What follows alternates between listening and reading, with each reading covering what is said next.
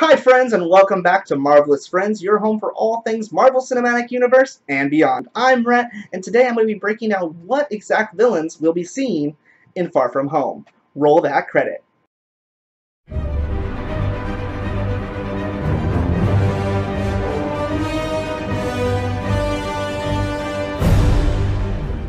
Mysterio is, of course, confirmed. We know he is going to be the major bad guy that Spider-Man will face off in the events of the movie.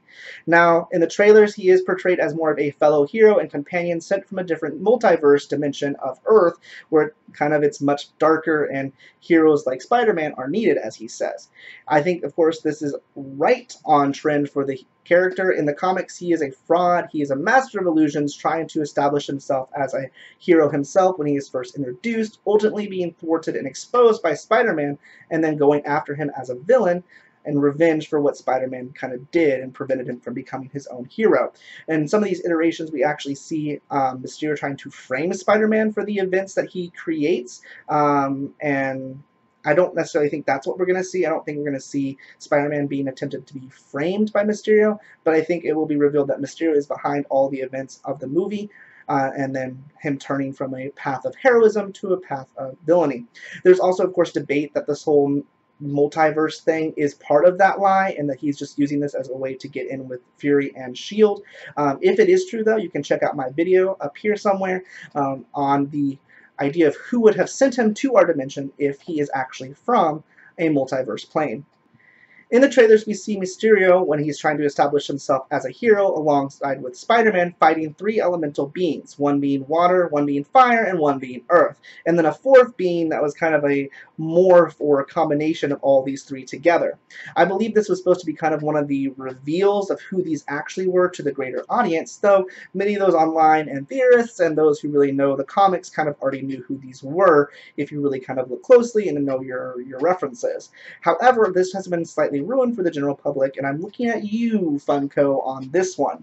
Funko Pop's recently released, their line of figures for the film. This included two, one of them being named Magna Man and one being Hydro Man. Now, they're both really cool figures, so go out and buy them. But this basically confirmed then that the third one was Sandman and kind of exposed who these characters were to the general public. Again, I think it was supposed to be much more kind of like a, oh, that's who that is, moment in the movie, and not so much kind of a pre-going in knowledge. Obviously, I'm wrong on that. To kind of further this, though, what was kind of the confirmation for a lot of people that this is who these were supposed to be referencing was the license plates and serial numbers we saw when they were introduced in the trailers. Each of these were kind of next to a car. One of them was next to a boat, Hydro Man, obviously, which had a license plate or a serial number on it that referenced the initial launch of the character in the comics, the issue numbers or dates that they were released, what have you. I have the picture here for you for those. However, like I said, that's been since kind of ruined for the general public by these Funko Pops. Those are so popular nowadays that everyone's probably seen them that are going to be seeing this movie. So that kind of ruined, I think, a little bit of the twist to the film. Now, there is a fifth villain that we need to talk about here. The idea is that Mysterio is not working alone to fool the world in his master plan in the film, which is an uncommon event in the comics as well. In the comics, he is very often used alongside a second villain called the Chameleon. The Chameleon is a master disguise, using costumes and masks, and in some cases the actual ability to shapeshift to hide as other characters, and then kind of further his master plan by hiding in plain sight. In the film, I do not think that we'll see him actually shape-shifting, but using a tool that's already established within the MCU. It's a tool called the photostatic veil. Now, this is a kind of a electromagnetic veil that sticks to the face that is able to perfectly replicate the face scan of anyone else, as well as their voice. We see this used by Black Widow in the events of Captain America: The Winter Soldier, as well as Agent 33, Kara Palmer's, in the events of Agents of S.H.I.E.L.D. Season 2. Now, the fact is, though, we don't know where he is going to show up as. The major kind of fan theory is that he is actually hiding in plain sight as Nick Fury. Nick Fury is one of those that we've kind of already been questioning if we're going to see him replaced. The major idea up to this point that it will be a scroll revealing that diagonal toast little fact from Captain Marvel. But what if in fact it is the Chameleon who has been posing as him since the fall of S.H.I.E.L.D. in the events of Captain America the Winter Soldier? Maria Hill is also a very big plausible character to have been replaced or actually been the long-standing in place Chameleon. Now she is very close to Nick Fury, so she could have potentially backed up Mysterio's story, giving some influence over Nick to get him on board as well.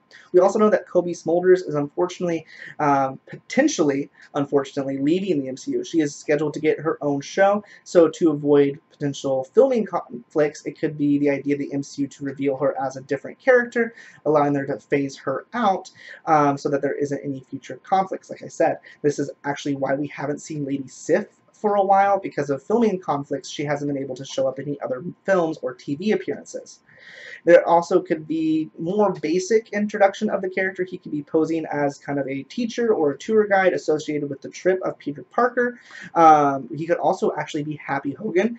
We know that he shows up to rescue Peter's friends in the second trailer that we've seen, but it could also be the Chameleon showing up to kidnap Peter's friends. So the big twist, I think, will be where he comes from in the film, which makes me re-excited for this film because, like I said, the kind of twists and turns that we potentially would have had with Mysterio and the three elemental monsters have kind of already been ruined or were slightly obvious from the get-go. It's important to note here as well that we will see Peter Parker in New York to start the movie.